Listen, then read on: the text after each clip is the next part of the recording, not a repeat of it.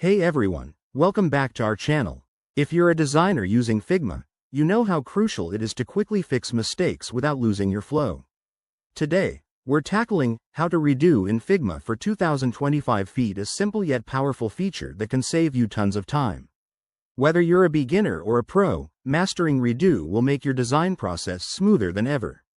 First off, let's quickly recap what redo does. In Figma, just like in many other apps, undo lets you reverse your last action, and redo brings it back. It's all about that seamless back and forth.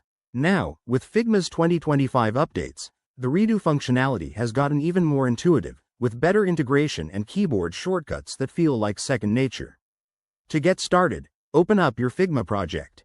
If you've just undone an action, look for the redo option in the top menu bar under Edit. It's right next to Undo. Click on it, and voila!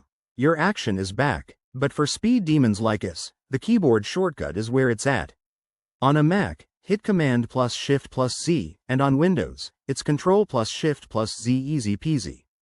Pro tip: if you're working with multiple undos, you can chain them together. Figma allows you to redo several steps at once if you've undone a sequence.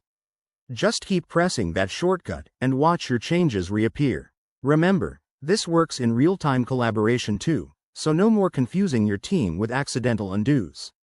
One common mistake is forgetting that redo only works on actions you've recently undone. If you perform a new action after undoing, your redo history gets cleared. To avoid this, plan your edits carefully. In the 2025 version, Figma has also added visual cues, like a subtle animation when you redo, making it even more user-friendly. Give it a try in your next project and see how it boosts your productivity. Thanks for watching. If you found this helpful, hit that like button, subscribe for more Figma tips, and drop a comment below if you have questions. Until next time, keep designing. Word count: 378.